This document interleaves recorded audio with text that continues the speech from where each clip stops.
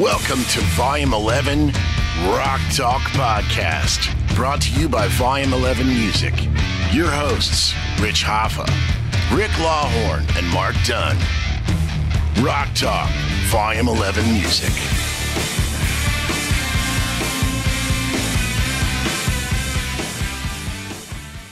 Hey, this is Rich, and we are at Volume 11 Music, and this is Rock Talk with Rick Lawhorn. Rick Lawhorn. Mark Dunn. Mark Dunn, all right. What's it? So today's episode, we wanted to talk about, what life was like with music before the internet and how the internet came along and how things changed as far as our aspect of what's happened and how music's going today and the different types of music and all that stuff. So I don't know, I guess one of you guys want to kick it off. And All right, well, I'll kind of throw out round one here.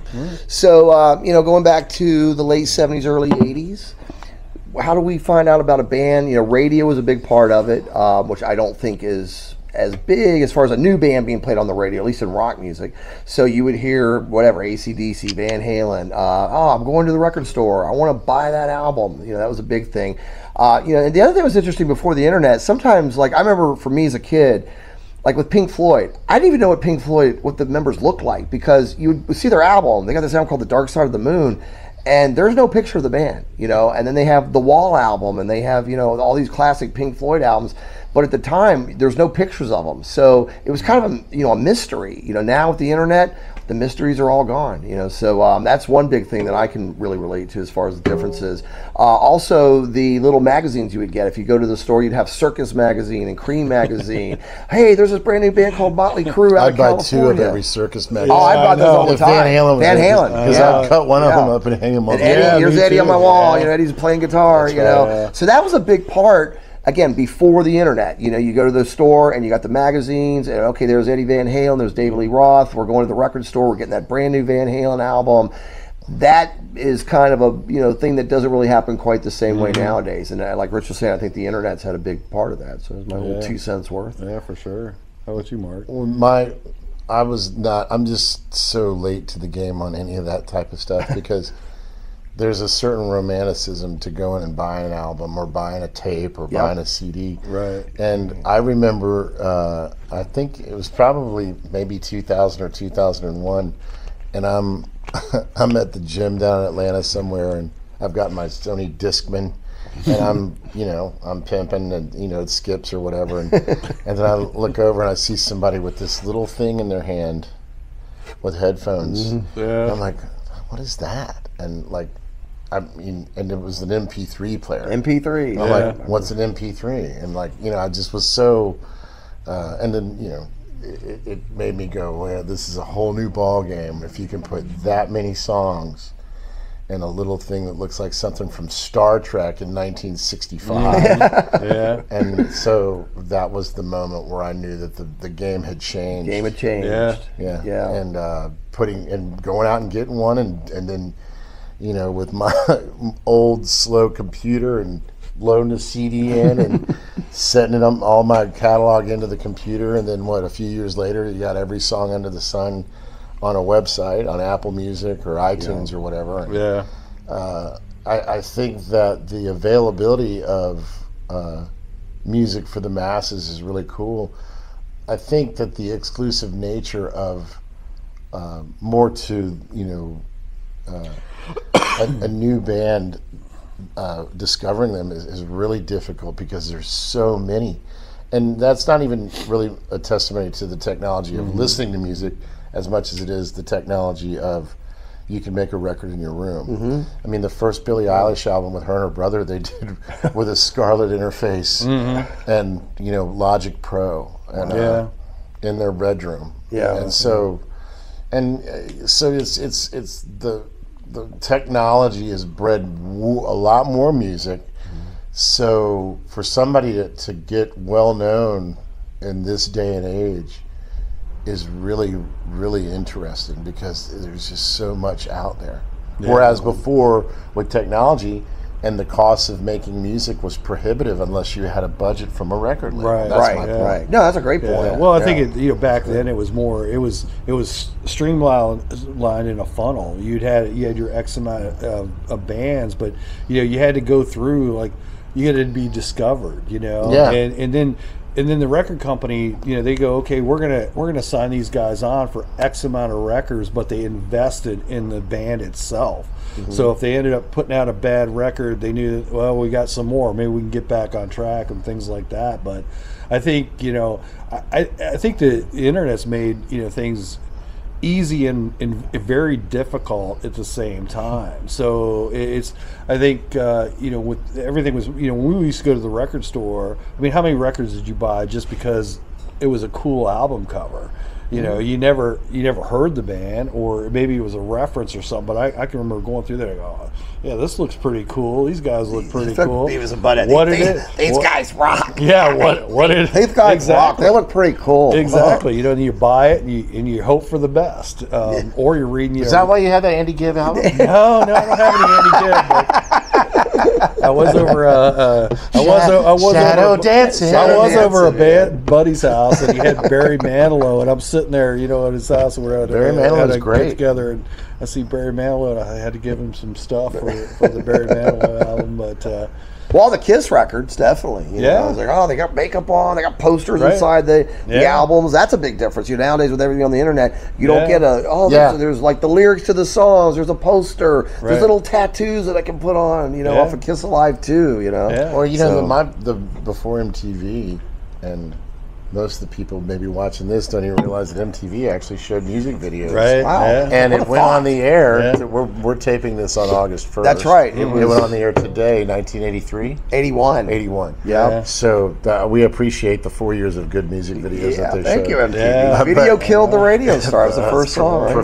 Prophetic song. Yeah. But I remember, like, when my older brothers got the Wings Over America double live album for Christmas in 75. Mid-70s. I was a little boy.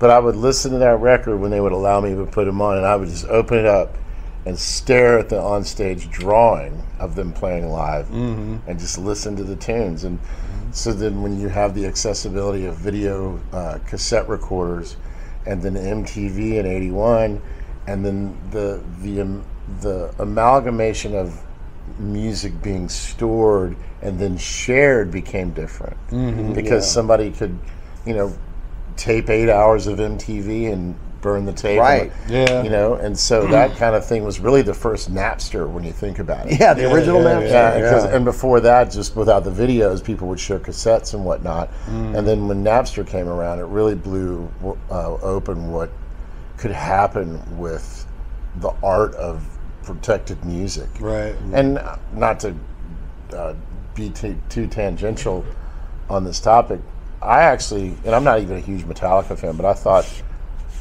in the realm of the cyber realm that we're in now, which we're never going to escape, the digital realm we're in, he was right to go after and sue Napster for what they were doing. Yeah, for sure. Because, and somebody else was like, they've got all the money in the world. Well, they created that music, first of all. That's their artwork, and they own it. And you can go online and you can look at a picture of the Mona Lisa. Yeah. But it's not the Mona Lisa. Right. But when somebody in Thailand sends you Enter Sandman, it's Enter Sandman. It's Enter Sandman. Right. Yeah. That's right. So that's another aspect of the internet, that my point about the proliferation of the availability of music. So it's definitely a different animal than. And I still go. There's Birdland Music in Virginia Beach. That whenever I'm in town, I can get over there. I go. Yeah. I still like physical music. And the fact that he stayed in business for 30 some odd years is like, that's amazing. That is amazing. Well, it's we've got a small selection of vinyl here at the store, and I'm gonna keep growing it because it's I get more and more people coming and looking for vinyl, and it's cool. It's tactile. Well, it's cool. I mean, cool and to be honest with you, the new stuff that's coming out, the vinyl itself is so much thicker, and the production of it. I mean, they're crystal clear. They're fantastic to listen to, and then you still get that old school type of feeling, where you got something tangible to look at, and and they're putting all kinds of cool stuff into them. They're making all kinds of different colors and of CDs and too. All that stuff. They're coming around with more next generation high end CD players with CD remasters that are specific for the CD player. Yeah, they sound a certain way. Yeah, because they just dropped Fair Warning and Van Halen 2 and Van Halen 1. Oh yeah, definitely. I think it's like Mophie or something like that. Okay. Yeah. It's that tactile buy the thing, have it in your hand. Yeah. It's definitely different. I mean, but the convenience of it. I mean, it would have been cool to be able to take our LPs with us. Yeah. In the car. Right. And now we my Kiss records. Doing my that. posters and I remember the very first car CD players would skip at a stoplight. Yeah. I wasn't driving then, but I remember having friends that were older than me that had their cars and it only skips like every other block. Right. Don't move. It might skip. Yeah, it's come a long ways, and a lot of things have happened that's good, and a lot of things has happened not so good. I mean, for me, a lot of it, and you never want to say that, but it's age-wise, but it seems like so much music has gotten. I don't know. I think it's gotten a lot of it's gotten really vanilla. I think that. The uniqueness of it, back then we had regional sounds. You had, New York, those bands coming out of there, Kiss and, Twisted Sister and different bands like that. Then you got the Southern guys down the Southern Skinner, Rock. Allman Brothers, Molly Hatchet. And then Texas, you got ZZ Top. And then the whole LA scene came in and stuff like that. And of course you always had Nashville, Chicago, and places like that. But I think Seattle ruined it for everybody. And you had the regional bands and things like that. But what are you guys' thoughts on that? You think things have gotten in my opinion, this is again just my opinion, but when you hear a band now, like you're talking about the internet, like say there's a new metal band, you say, well, that's a British metal band like Iron Maiden, or that's a thrash band out of California, so like Metallica or Megadeth or the metal bands. It's hard to tell anymore because it could be anywhere. They got the computer thing happening, and it could be Montana, it could be Canada, and they're going to be pretty similar sounding for metal. It's a very definitive thing now. Where back in the day, I think the bands kind of had their sound that was different. And I left that out. Because there was so much stuff coming out of England, with Iron Maiden, Judas Priest, and British metal, all that kind of stuff was great to the listen Wiggles, to. the Wiggles, oh yeah. It had back to some Wiggles. I think that with the advent of instant availability to information of all sorts, 24/7 with the internet, I think that. To your point about regional sounds, that's become diluted. Yeah, because we could see a band in Bangladesh and copy that, you know what I mean, or wherever. So it's kind of a library of the world, if you will. But at the same time, you and I were talking earlier. Somebody to become famous for music in this day and age, and famous is a relative term, right? But like internationally known. Is incredible, and I mean, aside from a Taylor Swift, who's written multiple pop albums, but that is an anomaly with the day and age of the internet, where half of what you see are 20-second videos tops, little snippets, and half of those are people wanting to be on Jackass. So I mean, it's like the level of and then the other half is you've got a wonderful student, young lady. That's putting videos up there, and she's absolutely shredding, and she's got a great handle it's an Ozzy reference, and she's up there, playing guitar and killing it and getting a good amount of followers, and it's that type of success for someone in the 70s and 80s without the internet would have been a career. That's my point. No, that's a great point. Yeah. That's a great point. So right now, if I've got an album out, if I could get 500,000 people in the world to listen to a song once, that's a decent check. Yeah. But 500,000 people in '78, and you've got a gold album. And, and another thing too back then, there was not so much demarcation of styles within a genre. So the same act, for the most part, would go see Kiss. The same person would go see Kiss, Journey, 38 Special, Van Halen, you know, and then it seems as though the genres started to fracture or kind of have these subgenres, and so, you know, if something wasn't heavy, you know, if Van Halen wasn't heavy enough, I'm going to go with this next thing that's like, you know, Pantera, and then you have thrash metal and all these kind of, you know, sections of, and it's all just kind of amorphous if you think about it. Mm-hmm. But there was still a little bit more of a creative, and we're going into the 80s and the 90s. But there was still more of a creative, like people making themselves different. I remember the first time I heard Metallica, my ears were offended. And I'm not slamming it because obviously they're a wonderful band, but it's just because of the crappiness of the recording. The production, you know what I mean? And when you're a kid, you don't even realize, like the first Ozzy albums with Randy Rhoads, you know, they're all playing great, and I put that up next to Fair Warning, and it doesn't sound anywhere near as good. So you had all of those factors of quality that would play into whether or not you wanted to listen to something. Right. And nowadays, it's like I said, you can make a record in your bedroom. Yeah.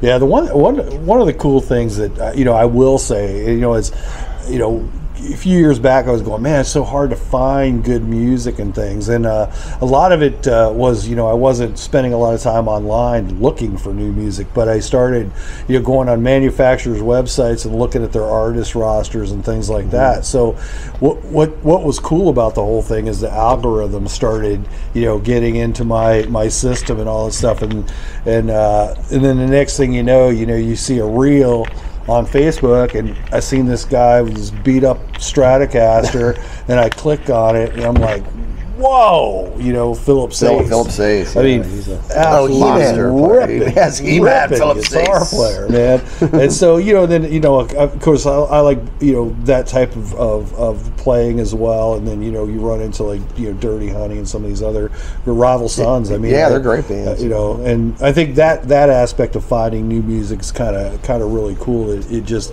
you know, it finds you because of the algorithms and stuff that you're, you know, searching. That's for a benefit like that. for sure. When you have like the intuitive, I think Pandora is the one that kind of started that. Yeah. When you listen to it and you put in what you like, they ask those questions, and then you can thumbs up or thumb down a song. Yeah. And I think Spotify took it to the next level when they came online. And you know, if you just, I mean, most of my students come in and I'm like, where did you hear this? Because I mean, there's so many millions of songs, and they're like, it just popped up on my Spotify based on what I listened to.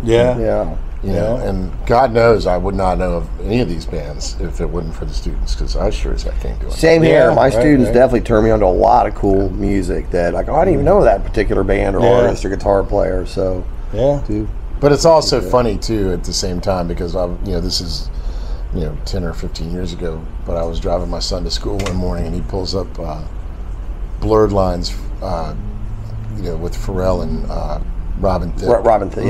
And I'm like, and I started laughing. He goes, "What's so funny?" I'm like, "Pull up, Got to Give It Up by Marvin Gaye." Right. So I got to. He's listening. He's like, he's trying to introduce me to something. I'm like, you're late on that one, son. In fact, this song was recorded before I was even something. So, but it's interesting how some of that has exposed the younger people to older music in that way. Oh yeah, for sure. Because and my point is like it would be something for a 14-year-old today to go down to a store, if that's still the way it was, and buy a Marvin Gaye album. Right. Because it's so old. Yeah. Right. You know what I mean? But now it'll come into your feed. Yeah. Good for sure. Yeah. So those are our thoughts on what's going on with the internet from Marvin Gaye. What's going on now. So if you like the podcast, please subscribe to our channel, and if you have any questions, message us with a question. We'd love to get into doing some audience questions and things like that. And hey, if you like the music that was on the intro and the outro, that's our very own Mark Dunn. Yeah, great album. So you can check it out at Mark Dunn Music. MarkDunnGuitar.com. MarkDunnGuitar.com. Yeah, great stuff, great album, good rock and roll, and great guitar player. So we'll see you next week at Thursday at this time. Peace.